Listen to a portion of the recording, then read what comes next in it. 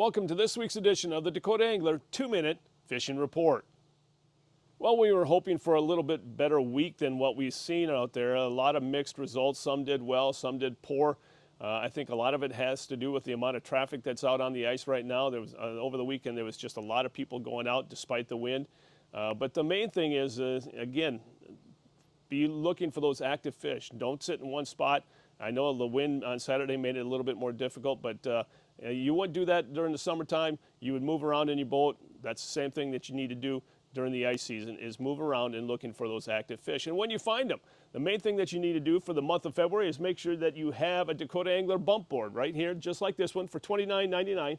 The reason why I say that is that when you catch that large perch or that large walleye, you measure it on that board and you take a photo and you send it to me, you will be entered into our semi-annual Dakota Angler Bump Board contest. We are going to give prizes out to the top 3 largest walleyes as well as perch.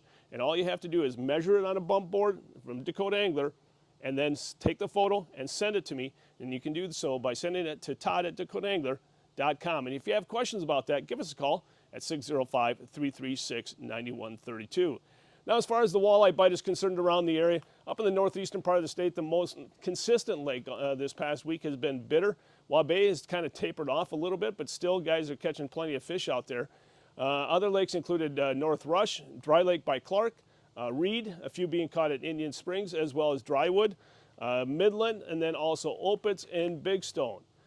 Down the southeastern part of the state, the lakes that produce walleyes included Dry Lake by Willow Lake, a few being caught at Ponset and Thompson, also Henry, Whitewood, Sinai, a few being caught at 81 Ponds, as well as Henry WPA, and then also Madison and Twin. Now, what have guys been doing to catch the walleyes?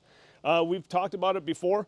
Fish Daddy, the Dirty Bombs have been working really well. I'm not going to question success at all, but we got a great new supply in right now, so they've been working well.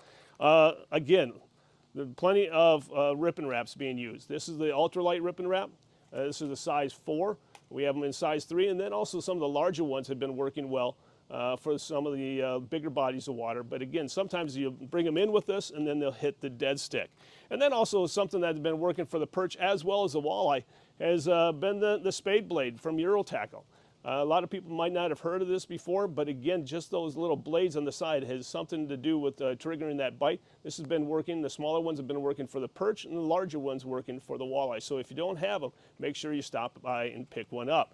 Now, as far as the perch bite is concerned around the area, that definitely took a hit this past weekend with the inconsistent weather around the area.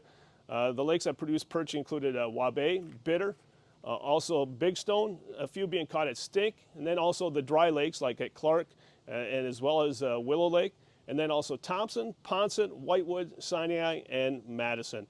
And besides the spade blade, what really people have been doing is just using small pieces of a tungsten jig, I should say, a small tungsten jig tipped with a waxworm or a maggot or even a small minnow. So again, that seems like a little bit more of a, let's say, a timid bite. So keep that in mind. You may need to have that special action rod to help you figure out whether or not you get a bite or not.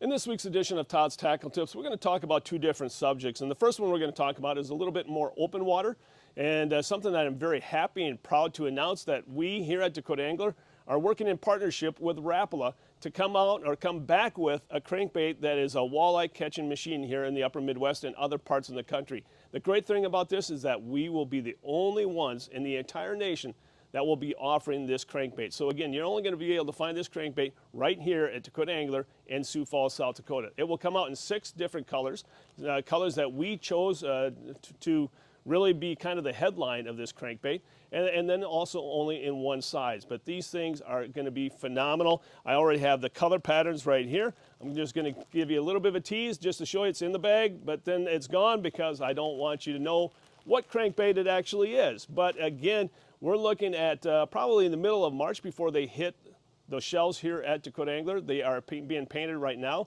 and then they'll be tested and tuned in the Rapala tanks over the next 2 to 4 weeks, and then be here in Sioux Falls by the middle of March. So again, something that we're working together with Rapala, and it's going to be exclusive to us here at Dakota Angler. You're not going to be able to get that crankbait anyplace else than right here at 1120 East Benson Road. So something that we're really looking forward to, excited to say the least, and we're going to continue to tease it for the next couple of weeks. So again, something to look forward to for this open water season. Now, as far as the ice season is concerned, we have a great buy on Norsk 50 amp batteries. This battery, 50 amp battery, is on sale right now for $325. We only have a few of them left. I would say about 12 or 16 of them. So if you're interested in one of these batteries, it's a great deal at that price of $325. Stop by here at the store or check it out on the web at dakotaangler.com. And now it's time to take a look at a few photos that you sent in to me this past week.